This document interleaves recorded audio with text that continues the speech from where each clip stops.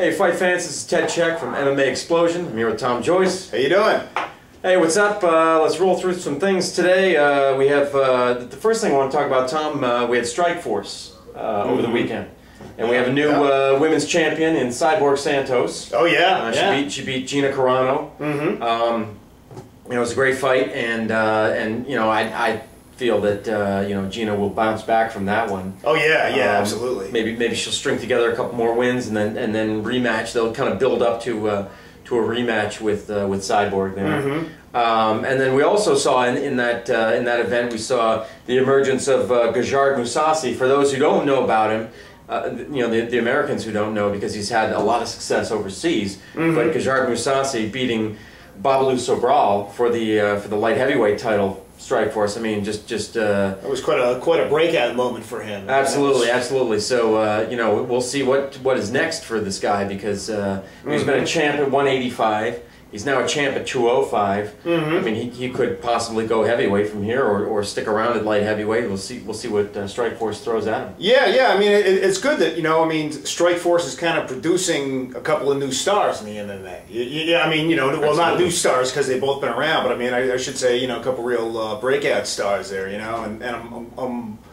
I'm happy to see all of the publicity that Cyborg's win is getting too. I mean, one thing I was a little bit worried about, and I don't want this coming off across the wrong way, because Carano's a very talented fighter, as everybody knows. But I was afraid she was getting so much publicity because of her looks. It's true. It's true, she was. And I mean, she's hot. Oh yeah. I mean, there's nothing wrong with that. There's nothing wrong with acknowledging that she's a good-looking woman. But I mean, I didn't want to see the type of thing happening with tennis, where you have relatively mediocre players getting all of the publicity just because they happen to be good-looking.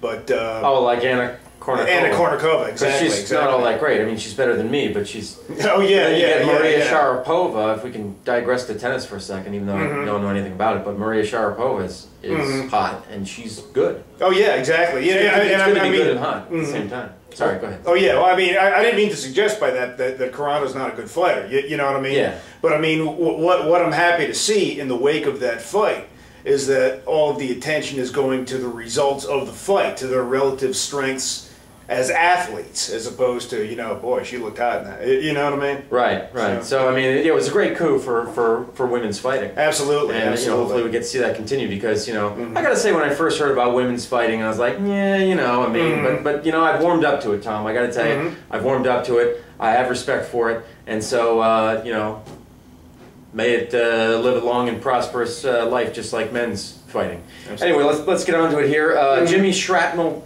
Chappell, who's a local fighter here, he had a win at New Breed Fighters in Atlantic City this past weekend over a guy named John Hollister.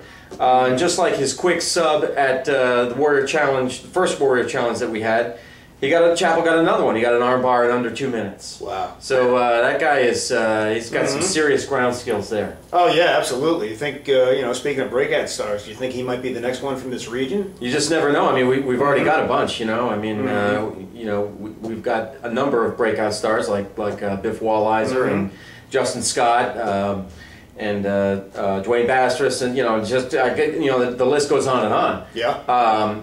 Yeah, I mean, Jimmy Chappell is really moving up in the ranks, and he had said to me, I think the last time, that he wanted to do some striking too. So I mean, I have no doubt that he's really being groomed to be a complete fighter. Oh yeah. On to Tim the Barbarian Boach from Sunbury, PA. He had a win in the second round against Aaron Stark, who was kind of an unknown to me, but he was on a 6-fight win streak.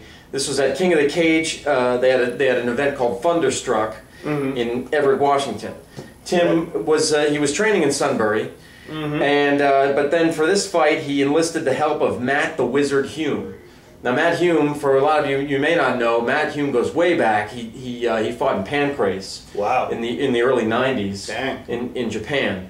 So he's known as the Wizard. He runs AMC Pancration in Washington. I think he's got 2 academies there in Washington under that banner, AMC Pancration.